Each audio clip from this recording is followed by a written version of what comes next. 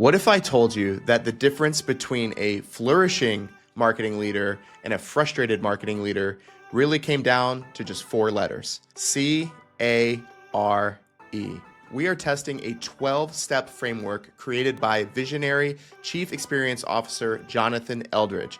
And because this is the Spiraling Up podcast, we're turning it into a game. Our guest is going to spin the wheel and land on a common or uncommon marketing and business development challenge. And then they're going to have to solve this real-world leadership challenge. Pressure, people, problems, messy handoffs, and tough calls. Live on today's episode. Care to get started? Welcome, everyone. This is Spiraling Up with Hinge.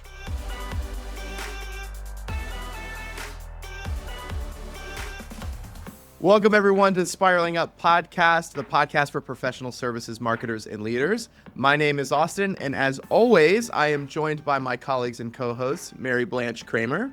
Hey, Austin. And Joe Pope. What's up, Joe? It's cold outside, brother. Yeah, you guys right now are braving a snowstorm, and I imagine that there are little ones running around in the house. How's that experience going? Well, my kids are out of school for the entire week, so we didn't get a ton of snow. It was like 5 inches or so, but it just won't melt. So lots of sledding and snowball fights over here this week. Yeah, and for some reason, Fairfax County in Northern Virginia, where I reside, decided that Thursday and Friday were all going to be teacher work days. So yeah, they're all off all week, and that was pre-planned. I guess kids don't go to school anymore, but we've got the challenge now of the little ones running around. So producer John's got his work cut out for him today and cutting out any of these loud noises that may occur in the background. Before we get started and turn to our guests, I want to encourage all of our listeners, who are been supporting the Spiraling Up podcast. We see you. We're getting some of your questions in. We know we've got some loyal listenership developing. Thank you guys so much for continuing to support the podcast. And for all those watching on YouTube, go ahead and subscribe the video. Your support for the show really helps us continue to grow what we're doing here and get new guests like the one we're going to have today, Jonathan Eldridge, who I can't tell you guys, I am so excited for this conversation with Jonathan, but I know the two of you guys spoke with him already. What can the listeners be prepared for? Yeah, well, we kind of developed our own little book club here with this one. We've all read the book, and Jonathan, his C.A.R.E framework, he has some exercises in there to actually take where we could actually take ourselves through his C.A.R.E framework. So I think, and Joe and I have talked about this some, and we talked about it with Jonathan on the call with Jonathan last week. But just very, very insightful and some really good takeaways for me personally on not only things that I've already really mastered, within that framework, but some key places that I can work on going forward this year. What did you guys come up with? I know part of the exercise was looking at these 12 steps and identifying which ones we naturally have at our disposal. Funny thing that happened when the conversation with Jonathan Eldridge that Mary Blanche and I had last week, he nailed mine, the two that I had pre-identified for myself. But I wonder, what did you guys come up with? It's funny because when I was first talking to him about doing the podcast, he was like, what do you think yours are? And he nailed most of mine too. So I came up with compassion, authentic, relatable, enthusiastic for my core care. But like I said, I think one of my biggest takeaways is one that I'd like to target to work on more, and that was eagerness. So he talks about that a lot in his book. So what about you guys? For me, my core C.A.R.E equation was curiosity, adaptable, relatable, and enthusiastic. And I know from your conversation with Jonathan, the enthusiasm oozes out of this guy. So I think he and I are going to get along today. Absolutely. And I enjoyed this exercise too. He had mentioned that everybody has like a singular C.A.R.E characteristic that really stands out. And for me, mine's relatable. I think that's something I've always tried to imagine myself as. But my equation would be to be curious, to be authentic, to be relatable, and then eagerness. Maybe that's the ADHD in me speaking, and the fact that I feel like everything's got to go, or I'll forget about it. But I think if you put all those 4 together, that's me at its core. Well, why don't we transition and bring Jonathan in to our conversation here. This is going to be a very fun segment where we put him to the test through a series of scenarios. I can't wait to see where this goes. Hold on one second. Before we get to our episode with Jonathan, I want to give one more reminder that our 2026 high growth study is available now. And yes, Joe still wants your email, but in exchange, you're going to get this 40-page research report all about how the fastest growing professional services firms do their marketing, structure their team, how they have more seller doers involved. There's so much insight packed into this report. You're going to want to go and download that at hingemarketing.com/HGS and give Joe your email. I want it. Today's guest is Jonathan Eldridge, leadership, strategist, keynote speaker, and national best-selling author of Struggle to Strength. Jonathan brings nearly 28 years of sales and executive leadership experience, including helping build a nearly billion-dollar consulting business. Now in the third chapter of his career, he is the founder of Soul Focus, where he helps individuals and organizations grow through his 12-attribute CARE framework. Jonathan speaks to organizations across the country where his work focuses on human improvement as the foundation for professional achievement, helping leaders elevate presence in today's fast-changing world. Jonathan, welcome to Spiraling Up. Thanks for having me. We are so excited to have you. As you know, I have been wanting to have you as a guest on our podcast really since we started this podcast last year. So, and then I know we connected early in the fall when you were getting ready to launch your new book. So it's just the perfect time to have you. And for listeners, for those that don't know, Jonathan was actually my neighbor directly across the street when I lived in Michigan for 5 years. So he's a dear friend of mine and also someone who has been an advisor to me in my own career over the years. And we're really excited to have you. Man, it's a blessing to be here, and I'm excited to get things kicked off. Jonathan, your reputation, it definitely has come across in how Mary Blanche has talked about, honestly, the experiences that she's had being around you. I know your background is in a chief experience officer role. One of the things that really struck me when we first got the opportunity to connect a few weeks back was that you described your background as having 25 years of failures. What does 25 years of failure mean to Jonathan? It means you could write a book. We actually talked about this yesterday. 23 years ago, I opened up our Detroit market for the 811 group. And that was from the ground up. And I started that up, and it was extremely hard to do, right? To hire the right people, go after any client that would give you business in the staffing industry. And as I built it up and built the market, I was then asked to move to Philadelphia with 2 weeks notice. Oh, Literally, wow. The owner came up and was like, Jonathan, you did great in Detroit, but we need you to move to Philadelphia. And I'm like, you're nuts, man. I'm no way. And now thinking back on it, it was the most important decision I ever made in my life because it was all about fear and chasing your fear and going after another round of failure. And here's what happened is when I left Detroit, no one was prepared for it, and the market crashed. It fell apart. The owner, Ryan, had to come up and kind of fill my void because I didn't prep leaders. That's a major failure, although in hindsight, we weren't really prepared for it either. If I had had a year, I'd have had a leader. But when I moved to Philly and I opened it up, my game plan was very different. Everybody led. From the minute I hired my first college person out of school, Jordan Stroza, and then on and so forth with all the people I hired, it was all about everybody leading, everybody making the decision. If I failed, we all failed. If they failed, I failed. And when I did that, it enabled me when it was time to leave to literally hand them the keys and get the hell out of the way because they had 8 leaders that could run the market. But versus when I left Detroit, there was no one. Culture fell apart. And so, lessons learned, major failure on my part, but I learned how to make sure that I start grooming leaders the minute that they start. It's great insight, honestly, to how I think you referenced this kind of being the third phase of your career.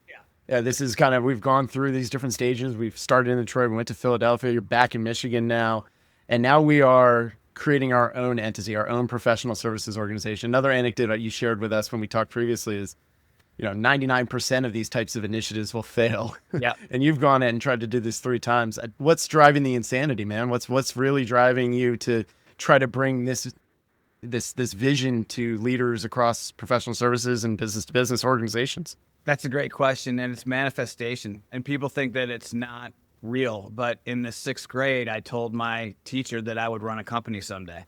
And I wanted to run it to help influence people and help others. And that's how I felt in the 6th grade. And that's exactly what I ended up doing. And when I had the opportunity to step out of this role, I'm still attached and I consult for the 811 group on the side. I was given a new platform, and it is like starting over. And I'm doing everything on my own, but it's my creative thought.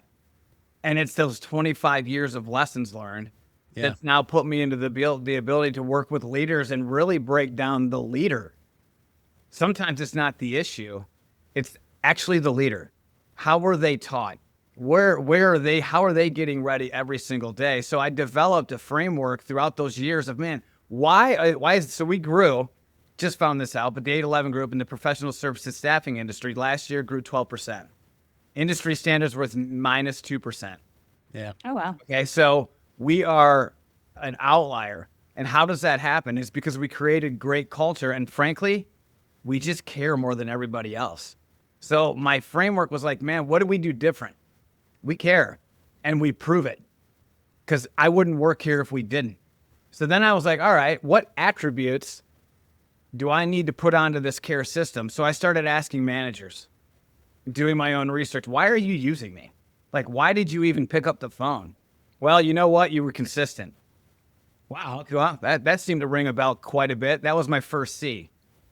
So consistency had to be on my base. And I did that with all of these attributes because I realized that all of them went into whether or not they were going to purchase from you. It had nothing to do with your brochure. And every one of them said that. So each one of these attributes that I have, 3 C's, 3 A's, 3 R's, 3 E's, everybody's got their own framework. But ultimately, when you're talking about business scenarios, if you're trying to grow something, you've got to have a manifestation to do it. Like, I believe that I will fill arenas. And if I don't have that belief, I shouldn't be doing it.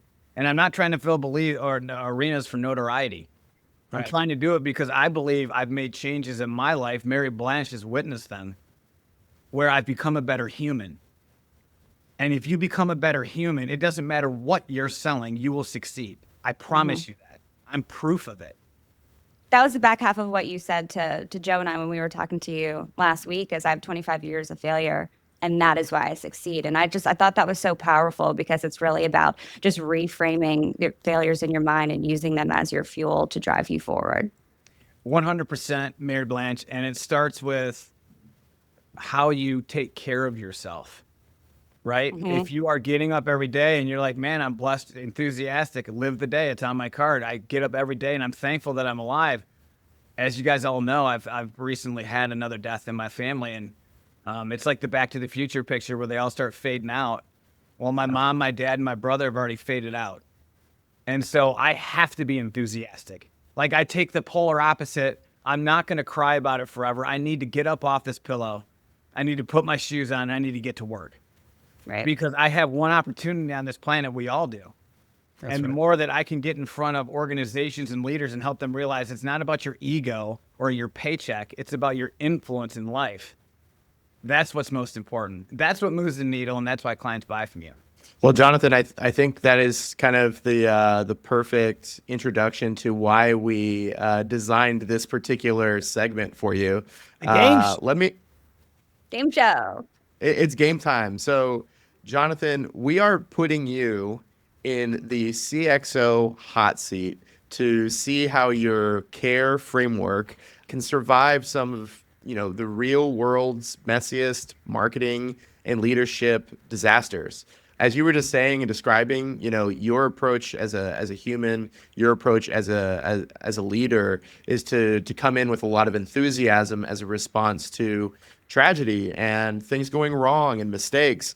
And in your framework, what I'm seeing is that leaders have strengths and weaknesses across many different kind of scenarios in kind of who they are. And so we've got 8 different scenarios, Jonathan, that we want to have you respond to today to see how you would advise a particular leader to respond to this scenario. How does that sound?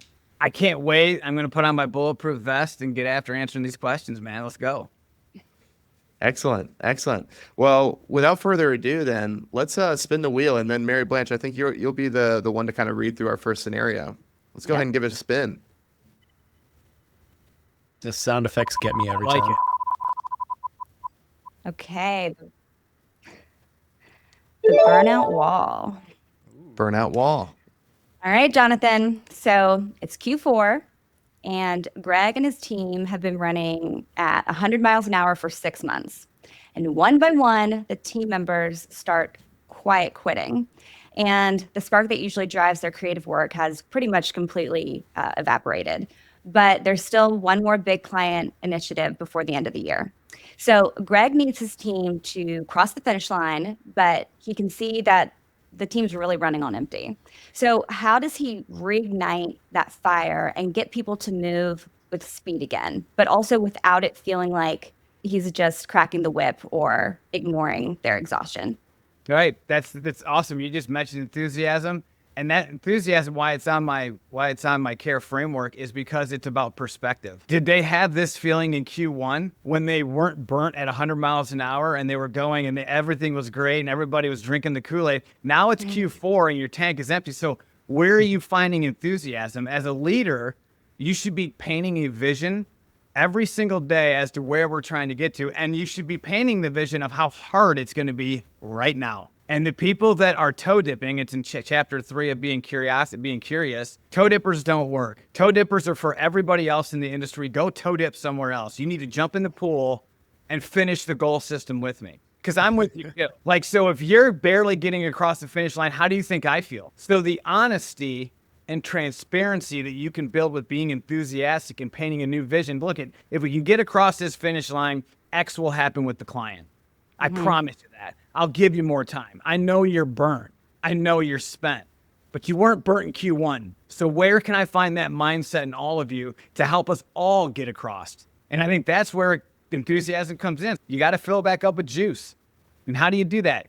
Paint a clarifying picture, a clear vision, and understand that you're going through it with them too. You're burnt out, but the client can't see that. So bring enthusiasm to the table. Man, I'm already like, put me in, coach.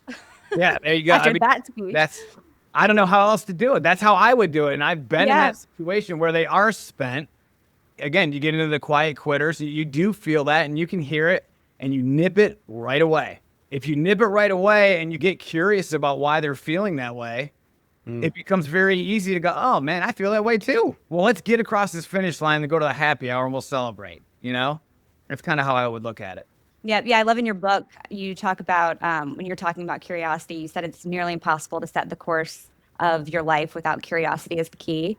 So I thought that was really powerful too. And that's one of the biggest takeaways I took from your book is how we can be more curious in general as leaders. Yeah, I mean, it builds trust. So I would say to them, man, why are you feeling burnt out? Give me some more reasons why. Get curious, peel back the onion. And as soon as you peel back far enough to where it reaches you too, now you're both invested. Yep. So I really resonated with that section in your book as well, Jonathan. I mean, it immediately brought my mind to, of course, pop culture. And there's a very famous episode in the Ted Lasso show where he's playing darts and he's talking about a lesson that his father taught him about being curious. And it was kind of like in that show, which of course I think most people have seen or have heard of at this point.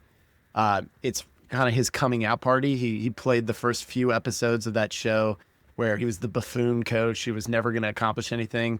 But in that moment, he reached this peak where he like outsmarts the former owner of the club in playing a dart game where they made this huge bet and things along those lines. And it was all centered around the idea that the owner wasn't curious at the fact that Ted maybe actually knew how to play darts. He maybe had learned how to play darts for years and years and years with his father at the bar every weekend. And if you lack curiosity, the opportunity for you to miss key elements in how to narrate a story or a future for your team, those types of things can fade and you're not going to be able to then necessarily take advantage of it. So I that really resonated to me. And you know, of course, my mind goes to TV and sports. So well, that's a great point. But think about this. If you're not curious, how do you become relatable? Like, how do you relate unless you peel back the onion? And so I would always tell people, if you come up to me and, hey, how was your holidays, man, that is so surface level. I've had a few people come up to me and go, hey, how you doing since your mom, Joanne, died? And I was like, whoa, you remembered her name. Yeah. That's the it factor. I talk about that everybody's got the it factor. This is not an athletic term. This is a term when humans actually use their head and heart in a moment. And it was like, wow, that resonated with me. He happens to be one of our finest AEs, salespeople in the company. There's a reason why he remembered her name. But it's little things like that. Being curious creates relatability. And he cares. I mean, that's like the whole thing, like, right? Yeah. It's like, how do we get people to care about not just the work, but the dynamic in between the work, which is the relationships. Yeah. Jonathan, I have a question for you just like on this, and I might follow up with similar question on others. You highlighted curiosity, you highlighted enthusiasm. When it comes to these like virtues, you know, one of the things I've read along the way in kind of my, you know, old psychology philosophy days that from school is that sometimes these virtues, the way that they grow and manifest in us is in our routines, right? They are kind of liturgies or rhythms that kind of form us in a certain way so that when we're on autopilot, when we're just like at work and like just doing our thing, curiosity manifests itself or enthusiasm manifests itself. I'm curious for something like enthusiasm, which maybe a lot of people just by default, their personality, they don't come across as super enthusiastic. What are some like routines or practices in daily life that people can do so that when they're, you know, in autopilot work mode, you know, those kind of virtues are coming through? I think it's all about understanding that you're not going to be perfect. There is no perfect day. There's a live the day. For a long time, I put this in my book, I was a win the day approach. In professional services, you should always win the day. That's what you should do. That's not the case. It's not realistic. It's to live the day. So I would tell people in moments of stress, in moments of strife, that you're here, you're alive, you're not performing surgery, you're not sending anybody to the moon. This is staffing. This is professional services. So don't jump off the cliff just because something happened. Look at where you're at. Look at all the positives you have in your life. Stare in the mirror. Look in the mirror at yourself and realize, my God, I get to build a relationship today. I get to struggle through something today. And by the way, for people that aren't enthusiastic, that's not true. They're enthusiastic, but you got to find what they're enthusiastic about. Mm-hmm. Like for me, it's life. It's on my shoulders. I wear it on my sleeve. Again, it goes back to how do you build enthusiasm throughout the day? And that is a fact. Wherever I have gone for 30 years in this industry, they have always said they hire because of the person across the room, not the brochure in front of them. And I'm not trying to slight anything from a marketing perspective, but in today's day and age, when you're fighting against AI, you have got to be the most polished person you can possibly be. And I wrote this down as one of the clarifying messages I want to make it throughout all this podcast is that every day is an interview. You're interviewing, Mary Blanche is interviewing, Austin, we're all interviewing right now for the job that we are currently doing. And if you don't deliver the best questions to me, and if I don't give you the best responses, then we fail. And I won't allow that to happen because I've been waiting for this for like a month and a half. Like I was dialed in, ready to go. I had music blaring. I'm fired up. And that's what managers want to know you have in you before you walk into an interaction. Let's dive into our next scenario, and I think I'll take us through this one, but let's see what we land on. Okay. Lower roll. Boardroom Peril. All right. So yeah. Or another name we had for this scenario, Jonathan, was the imposter boardroom meeting. So here's the setup. You've got Jonah, who has to present a high stakes strategy to the board of directors at his company. But deep down, he's terrified because the market and kind of his role and kind of universe of what he's responsible for is shifting very, very quickly. And he just does not have all the answers. So Jonah feels this immense pressure to be the perfect executive who has it all figured out. What would happen to Jonah's influence if he stopped trying to be bulletproof and instead showed up as his real, raw self? What advice you got for Jonah? First of all, I would tell whoever the scenario was, Jonah, that you don't need to be perfect. Like he's putting way too much on his shoulders. He's gripping way too tight. Executives don't even want to see that. But I will also say that executives want honesty. And if this guy is sitting there and he doesn't have it in his gut, then say that. You know what? board, I'm here to impress you, but I have to be honest. The only way I can impress you is to be honest, to be real. I don't know all the data. The market is shifting. We have to manage through chaos. You have to manage through chaos. So the information I'm going to give you is based on that chaos. And I think that's showing, damn, that guy was real. He was very upfront. I might know a little bit more leaving this, but I do know one thing. He's right about the market. Just be authentic and be honest with how you feel. And they'll be like, damn, I mean, it's kind of unrealistic for you to give us a valued explanation as to how the market's doing when there's ripples of tsunamis coming from all directions. It's not realistic. And frankly, again, anybody that has that amount of pressure on them to be perfect, they need to come talk to me because perfect isn't in the cards. I actually say this, and it's in my book. And again, people talk about being great, and greatness is, you find that it factor for micro fractions, but greatness in a person is not pursuing it. Greatness in a person is waking up every day and realizing you're going to fail a few times throughout it. You're going to fall, but you're going to get up and you're going to learn. So that's a day that you've lived. And isn't that a day you should be enthusiastic about and perhaps show some eagerness, a sense of urgency? So I think that this board has to understand where this guy's coming from, trying to influence them, looking the best he possibly can, but being truthful with not having all the information.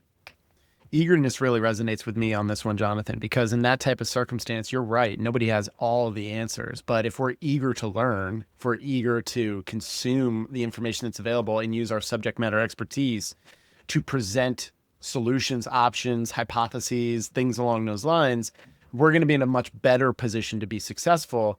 And just hearing how you've described this, my confidence is raising, right? Being able to talk about it in that manner makes me feel more comfortable in what the solution is.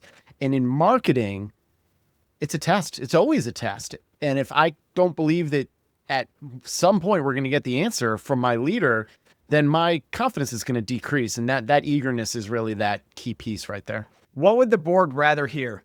That you sat for hours and researched for hours on what the best possible information you could give. You were showing a sense of urgency. You were being very, very damn eager. What I found was, this is what I can give you. This is the most that I can. And so I would want that as a board member versus someone trying to tell me something that's great that's not, to give me an answer that I want to hear. I'd rather hear real. Well, that's what speaks to me the most in your answer here, Jonathan, is the authenticity piece. One of the things I love in the authenticity chapter, and maybe you can tell this story a little bit, but where you talked about the scripts and having everyone leave a voicemail. Talk a little bit about that, because I think it's a great story.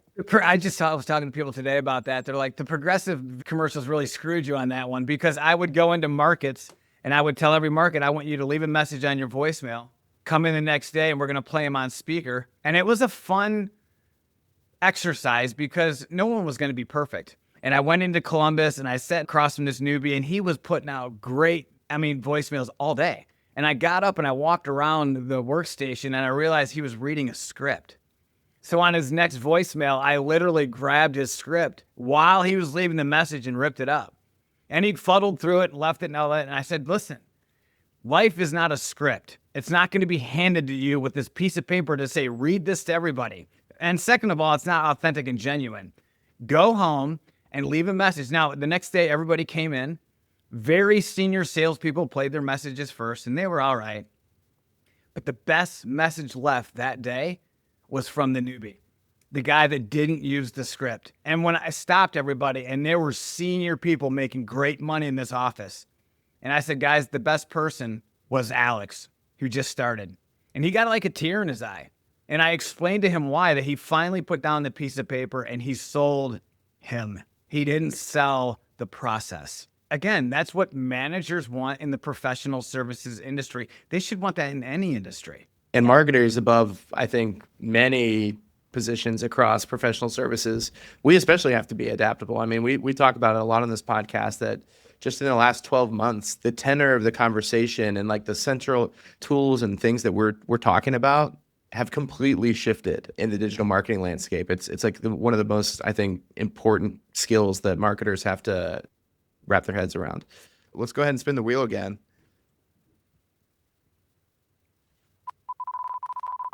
Okay. Joe, next one's on you. The Frankenbrand. Yeah, I think the longer form version of this was actually the Frankenbrand Merger, Jonathan. But as you can see, our what's this thing called? Spin the Wheel IO or whatever it is. We only get a certain amount of character space. We had to shorten these up for you. No worries. Maybe the spiraling up budget will account for a larger characters in the future, but right now we're limited. So the setup for this is Ryan is a CMO of a firm that just acquired a smaller boutique shop. The new team is defensive and Ryan's legacy team is arrogant. The question here is, how should Ryan unify the two cultures before clients start to feel this difference and jump ship? And there you go. There's adaptable. Somebody throws something at you. The owner buys another company, a boutique shop, and you've got senior people with junior people. And you're like, God, how do I mesh both of those? That can happen in any professional services environment that you have. And it's basically creating a unified shared vision. And it's also making sure that your new company does what they do well. Don't get in their lane. And your old company does what they do very well, and you don't have to necessarily cross paths to create a great vision. Look at it this way, like when you look at athletics, there's a defensive side of the ball and the offensive side of the ball, and yeah, you have to know what the other is doing, but you're not responsible for those actions on the other side of the ball. The new company isn't responsible for what the old company has to do. It should respect it and vice versa. Oh, and by the way, we're working towards a universal goal. So when it comes to that type of turmoil, a lot of it can be quashed right away by the leader involved. As soon as you create a unified vision and let them realize, hey, dude, you can continue to do what you're doing well. I'm not screwing with your stuff. And all the legacy people, you're good too. But we're going to build a unified message or a unified brand so we understand each other. And then figuring out, how do I approach the new people? I don't know if that is a correct answer, but that's the answer that I would give, because anything else does create quiet quitting, turmoil, chaos, you name it. And ultimately, the client doesn't win. This is such a huge topic in professional services. Mergers and acquisition, especially those driven by PE, has just been a continuous story for the last few years and doesn't look like it's going to be slowing down anytime soon. We run across this all the time, frankly. Like in most of our engagements, somebody will come in and say, hey, Joe, we're either experiencing this or we might experience this, or our top competitors experience this. They are coming together as everything's in flow and we don't know what to do. Like, how are we going to adapt our marketing strategy? How are we going to adapt to this new situation? So adaptability does ring true here. And I'll make a shameless Hinge plug. One thing that we've seen for 15 plus years of doing research is the best way to be adaptable is to have the data. And research is really what gives you that. So in circumstances when groups are coming together, asking those curious questions of the team members, how do you view this moving forward? What are the things that are challenging you? What things are exciting you? Being able to build that into that unified vision. It's how we build unified brands when we're dealing with rebrands of two different organizations coming together. And I'll hit on another attribute that's so important, and that's compassion. In these situations, like, dude, no one is thinking about compassion. They're empathetic. Oh, I've been there. I know how you feel. But when there's a merger and you feel like your job's in jeopardy, you get completely flustered. And if I had a leader sit down and truly show some compassion, like, hey, I've been here. I've been where you're at. That helps settle the nerves. Leaders don't realize how influential they are when they need them the most. That's when they need to be influential. Mergers, acquisitions, like thinking you're going to lose your job to AI. If you sharpen your saw every day, if you're truly working on yourself, AI will not replace you. I will stand on a mountain and say that. I don't think AI replaces anyone always working on themselves to be the best version. It can't take away what you do in that meeting the minute the lights come on. I call it the mirror on-off effect, the light on-off effect in my book. Right. When the light's on, buddy, you better be ready to go. Right? Turn the hat backwards like Over the Top, Sylvester Stallone back in the 80s, an old movie. You guys might not have ever seen it because you're too young. But he has this thing, he's an arm wrestler, and he puts his hat backwards, and when he does that, he goes into like this mode. And guess what? When I was with clients, I was happy, go jovial. But once they finally had business, hat on backwards, let's go. And that's how you win business. Not only win business, but partnerships that stay with you if you even left. They go with you. All right, let's roll with it one more time here. Let's spin the wheel. How's that for a segue? That was pretty good. Pretty good, Austin. You must do this for a living. I know. He's damn good. Mary Blanche, Okay. what do we got? All right, this is the invisible SME. Okay. So, Jonathan, Mark is tasked with installing a sales program for the firm's top experts. So, the top consultant he's brilliant, right? But he's completely unapproachable. And he refuses to participate in marketing and he's pretty much just straight up blunt with clients. How should Mark flip this SME from a liability into a brand champion without losing his technical genius? So really, really hard to take someone that could be in a DISC profile, a D, and try to make him into an I or a C, right? It's not going to work. What you need to do is value what they actually do. So for instance, within the 811 group, we've got a huge HQ. And the people in finance are not out selling our services. They're very introverted. They're very into what they're doing. They're very at their computer, but they're dialed in and they're damn good. As a leader, I don't want to change that. I want to magnify it. The dude's doing it right. He is an expert. Leave him behind the scenes. And when he does have to interact with the client, role play with him. Give him some easy techniques to actually put a smile on his face. Like I actually talk about this in my book. How long can you carry a smile? This is an approachability issue. It's like he's not talkative. No one knows how to approach him because maybe they haven't gotten curious enough to understand what drives him. You might find out that he loves talking about table tennis or cricket ball. Who knows? But you won't know that unless you ask those questions. So he might be introverted to you until you find something that he's common with. And what do you know? Maybe the client has the same thing that they like pickleball together. The next thing you know, your introverted stud SME is playing pickleball with your client. So it's all about perspective and really going back to John Maxwell, seeking first to understand before you're understood. This guy is a SME. I will probably give him a raise. I don't need him to be in front of clients. There's two things that you said in there. Number one is about getting to know the expert. And one of the things that we advise our clients all the time about when we do our Visible Expert program is that every marketer, everybody kind of organizing some sort of program to get their subject matter experts out there and a little bit more visible. It starts with understanding who they are. It starts with not just like a survey or quiz, although you can use those kinds of tools, but like actually sitting down and getting to know the person one-on-one, like you were mentioning. So I really loved that. But the other part of what you said that I really like is like some of these people, you know, as much as it might be like a seen or viewed as like, man, it would be such a strategic boon if we could get Paul out there and get him speaking and stuff like that. But if Paul is like super resistant and just doesn't want to do it, don't waste your time. Go find the people that are not going to waste your time and that are enthusiastic and that want to do it. Paul might be a better expert and he might be more technically competent and he might have his lane. Like, you know, I really like what you said there. It's like, but like for people that are trying to get get more visibility out there for their experts, start building your army with people that, you know, are ready to jump in and get out there. Don't fight the immovable object. It's not moving. Yeah. You know? You create a Zendesk avenue where he can reply to a ticket, therefore not having to use a lot of his personality, but can still use his wit. That's right. To provide that answer for the client. So there's usage, but you got to relate with them first.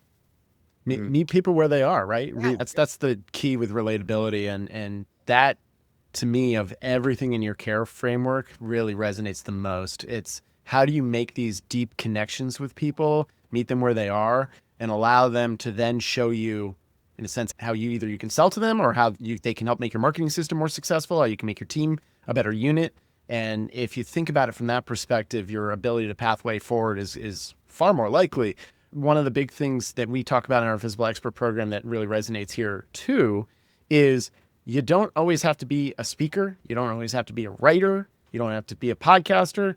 There are numerous ways in the marketing environment, and especially the professional services environment, which we're selling expertise, where people can contribute.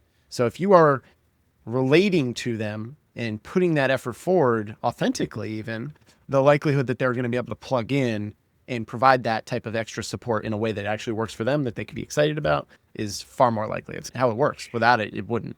Yeah. You know how many times I've walked into somebody like that with my energized personality and I can tell that they want to punch me in the face? because they're like they're like, dude, I don't need this from you. This is not, and I Let me be sad. stand it. Like, whoa, like I don't need to impress this person. This guy is well above. He's very equipped to do what he's doing. Get out of his way and shut up. And I kind of take that approach. Like when they're really good at something, just let them ride that road. Jonathan, I want to circle back to approachability, and you talk about that a lot in your book. What advice would you give to someone who kind of recognizes that they might not be the most approachable person? So there's two things I would advise people to do. I still do this today. I did this before our podcast. It's called the mirror test. And so you go into the bathroom with the light off and you give your script and you give your spiel, you answer a question with the light off. It's so easy to do. But once you turn the light on, that's what people are seeing. That's the view and the lens of the world looking at you. So I would look like, how do I look answering that question? Am I using inflection? Am I answering it with a smile? Am I using my hands? It doesn't lie. So when the light goes on, buddy, you better be ready to look in the mirror and give that pitch. And it's so much easier when the light's off, right? No one's looking. But when the light's on, can you perform in that way? And it takes practice. In that same vein, I would say, are you carrying a smile? What does your resting face look like? Yeah, there's Joe. He's giving it to me. You got to have a face that presents approachability. If you have an unapproachable demeanor, you're typically not going to be approached. So if that's your issue, I would say number one, and I say this in the book, if you're trying to become approachable, figure out how you become adaptable first. How many adaptable things can you write down? If you can adapt your mindset in real time, you can become more approachable in any situation. Jonathan, I'm curious what you'll think about this, but I think one of the hardest things in the modern working environment is working remotely and that Zoom fatigue, being on camera all the time. I talk with our team about this a lot, how the importance of being on camera and being present, even if you've been on a bunch of meetings, I just think it's such an important tool for leaders to do exactly what you're saying, to kind of wear that smile, to see that energy. I can't tell you how many calls I get on every day where, it's just easier to turn off the camera because, people have been on meetings all day. It's the end of the day, or maybe it's still early morning. Everybody hasn't, fully gotten out of their pajamas or whatever. But I think that for leaders, especially ones who are trying to grow and show more care and be more influential, like being on camera, being prepared. For me, the mirror test, there's nothing like more acute than being on camera in front of people, or starting a podcast where you get to watch the recordings and go, damn, I got a resting bitch face while Joe's over there making his point. I need to brighten up a little bit. It's because you didn't agree with the point, but yeah, I got you. Usually. Right. I don't know if you have any thoughts there on the remote work environment. That's the it factor. This just happened about a month ago. I was mentoring somebody, and in the middle of this call, he yawned. And I was like, hold on. I actually put that in my book. Like, I'd been on, yawns happen, but you can fight off a yawn. This dude flat out yawned like he was going to bed, and we were on a mentor call. I was mentoring him. And so I stopped him and I was like, yo, and I didn't want to make him feel bad, but I was like, listen, I would. If you ask me a question right now and I yawn before I answer, how much are you listening to my response? And he's like, well, I probably wonder why you were yawning. I'm like, exactly. You can't yawn, bud. It happens. Or another element that maybe you guys have understood if you have a psychology degree, but never sit in the lobby. Unless you're going to a dentist's office or a medical appointment, you never, ever sit in the lobby. Sitting implies laziness. It implies that you're not ready. And when you've been waiting for 6 months to meet a manager, and he finally comes out to meet you and you're sitting in the lobby, I wouldn't even take the meeting. Yeah, Jonathan, I received a piece of advice my first few months of working as an intern for a government contractor, which, go ahead and talk about how boring that is. No offense to government contractors, although we make fun of them quite a bit on the show. I received a piece of advice. I was tired in a meeting with a bunch of people and I yawned. So this whole story is really resonating with me. And one of the senior level executives in this meeting turned to me and he said, don't ever do that again. And I'm like, oh shit, I've screwed up. And he's like, But I understand this is your first couple months working in a professional career. If you're tired, stand up. Literally stand up. Because in a meeting, in a sense, standing a lot of times implies power or focus or things along those lines. It can really shift the tenor of a meeting. And so here's this 23-year-old kid standing in a meeting full of a bunch of people wearing suits. And the next time it happened to me, maybe because I might have been up a little late the night before, young 20s, it happens. Next thing I know, I'm getting asked for my opinion. And I'm in a meeting I know nothing about. I'm literally just standing there. And I think that type of advice can really resonate. How you appear in a setting like that can really resonate with the people you're around. Yeah, I mean, you're a leader for a reason. You have to wear it all the time. You have to wear it in times when you have to deliver a message that is not going to be easily heard or accepted. And you have to stand resolute, and you have to believe what you're saying is real, and it's going to help people. So my next piece of advice to the person I was mentoring is, buddy, you need to start thinking like every day is an interview, because someone's always watching. And they're critiquing the littlest of things. The person that remembered to call my mom Joanne, I mean, I will go down and hug him after I see him. We'll see him later on, right? It's those little things that add up. And so if every day is an interview and you act like that, you're always on. I feel like I need to give a shout out to my 12th grade English teacher, Miss Walter, who early in my class with her, I yawned, and she said, Austin, you might as well come up here and slap me in the face if you ever yawn like that again. It's just the word, and people think, that's funny. And she told me, she's like, if you're tired, stand up in the back of the room. Don't do that again. Standing, man. Yeah. Shout out to Miss Walter. People listening to the Spiraling Up podcast are learning that the solution to all your problems in life, standing. If I wasn't in this hotel room, I would be standing in my basement doing this, because I hate sitting. All right, Jonathan, our next scenario here is the marketing team meltdown. So Mindy's marketing team just had a disastrous campaign launch. Finger pointing has started, and two of her top directors are no longer speaking to each other. So the question is, Mindy is dealing with a fractured culture right now. Leadership thinks Mindy should issue a formal warning to realign roles, but Mindy believes there might be another way to approach the issue. What do you think? I mean, if you're not adaptable to the situation that's changing, what's wrong with you? So adaptability, a very tough attribute to control. In the professional industry, it's very easy. In the personal life, and I'll give you an example in a second, it's not. But I would say anytime that happens, like the divisiveness of having your budget cut 30% is nothing more than the market having conditions that are very, very tumultuous. You can't understand the market right now. So we have to slice has nothing to do with who you are as a person. It's not a personal slight or a vendetta. You have to adapt. You have to now jump into, okay, we have to do more with less. And the executive team has chosen to take 30% of our budget. So how can we adapt our marketing campaign to where it can fit this? Because right now we're losing money. CFOs, they don't just cut budget to put money in their pocket. A lot of times CFOs are looking at the bottom line, which we don't understand, and are saying, damn, we got to cut somewhere. Marketing, you're going to take a 30% rip on this. Your team better be adaptable. As a leader, you should be teaching that. They should already know something's going to come up.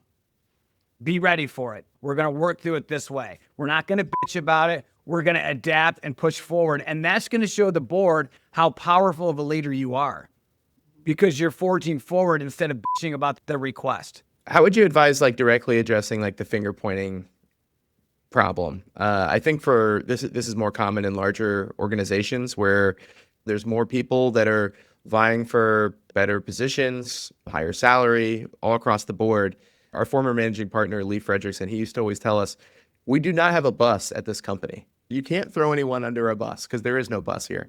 But I'm curious, how do you directly address this with an employee who seems to be readily open to playing the blame game?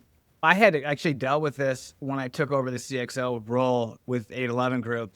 The first issue we had was with a major client, and we had several billing issues that had come up with this client, and the client had now gotten to the point where they were reaching out. So now I'm pissed.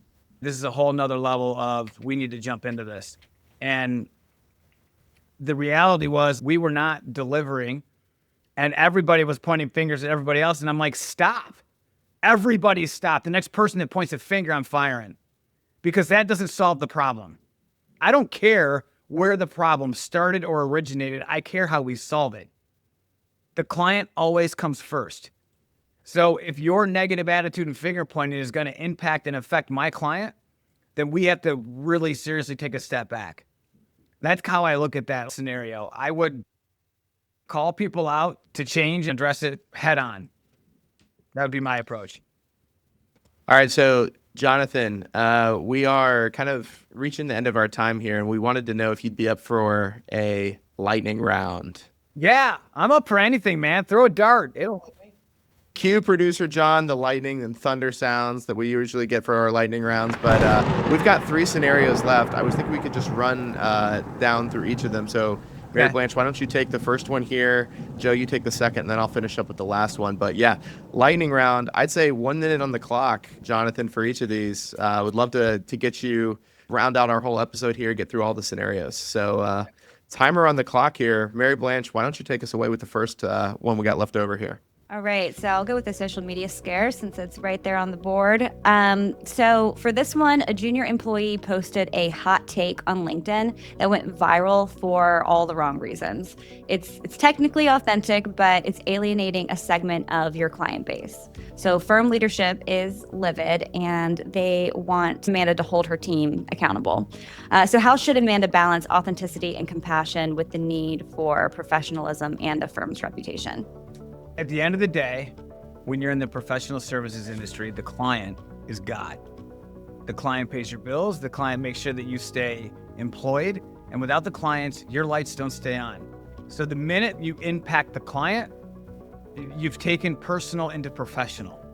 So I would say, I love your authenticity. I love your perspective, and I can understand your approach.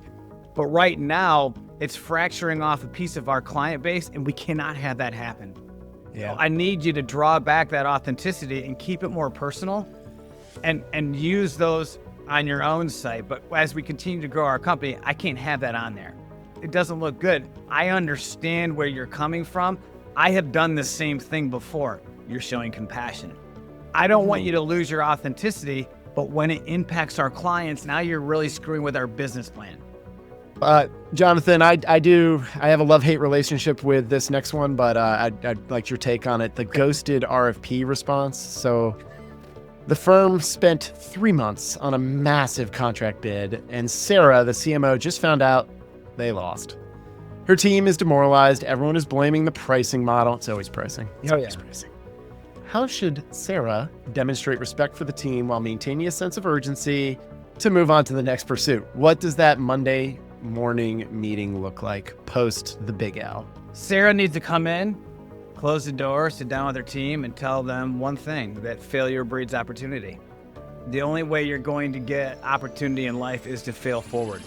I know how hard you worked on this. I know how hard your team worked on this. You will win the next one. I promise you, if you keep doing what you're doing, you will win this next one. I get it. I understand. Like, you're not always going to hit on the first one. You got to stay after it. Stay consistent. Keep executing. All right, Jonathan, final scenario for you. This one, we kind of touched on it a little bit, but this one we're calling the budget bloodbath. I guess we're saving the bloodbath for the end. The CFO just slashed Rachel's marketing budget by 30%, but the growth targets have stayed the same. She's furious, and she feels like the work her team does is not being valued by the rest of the company. Rachel could easily become cynical and defensive towards her peers, but how does she maintain her reputation as a marketing leader while also getting the rest of the executive team to understand how they're putting her in a difficult position? Again, this is an adaptability issue. She can ask curiosity questions as to why you're cutting my budget. Is every other budget getting cut as well? Because if it's not, then you're just creating a woe is me mentality. It goes back to being adaptable. Like, guys, they just slashed our budget. They had to. Market conditions are calling for it. What can we do from the standpoint of maybe perhaps using some AI, which can help out with cost-effective marketing and can help get good messages out there while then still impacting the fact that we have less budget? So again, you have to be able to adapt to the seas, and they're not always going to be smooth sailing. And again, you can't finger point. You can't be bitchy about it. You got to handle it with what you've been served. I didn't get served up perfect plates in Detroit and Pennsylvania. I had to make it happen. And that's the same thing that these people have to do when they get their budget slashed. I mean, you're interviewing today. How do you adapt? Come up with 3 or 4 points of how you can show the board you're going to be able to operate under these new conditions. That's what a true leader would do. Don't band-aid it. Listen to your team's complaints, and then adapt, and then give a 3-pronged process to your board as to how you're going to use that 30% less budget, and you're still going to impact them and bring in more business. That's like doubling down on it. Fine, you're going to take my budget. I will win more. That's Love it. I love it. Well, Jonathan, thank you so much for what I think was such a enthusiastic, exciting, and insightful episode. Where can people find your book or learn more about you and the work that you do? Yeah, so Struggle to Strength, it's on Amazon. You can find it on Amazon. No one needs to .com that. You can also find it on Barnes & Nobles. It's on their website. And if you want to follow me, I'm at soulfocusmindset.com is my website. Soul Focus Mindset is also my Instagram page that I use. I also have a YouTube channel. I put it all out there on TikTok. So I'm a one-man band putting it all out there. But that's how people can best reach me, through my website, or just simply picking up the phone and giving me a call. Excellent. Well, we'll be sure to put links in the description. Absolutely. So thank you, everyone. Thank you, all the listeners. Remember, if you haven't yet and you made it this far in the episode, go ahead and like the video, subscribe to our channel, because we have more great guests like Jonathan who are coming onto the podcast soon. Your support of the show really helps us and helps us grow the show and accomplish our goals. So thank you on behalf of Mary Blanche, myself, Joe, Jonathan. This has been another great episode of Spiraling Up. Thank you, everybody. We'll see you on the next one.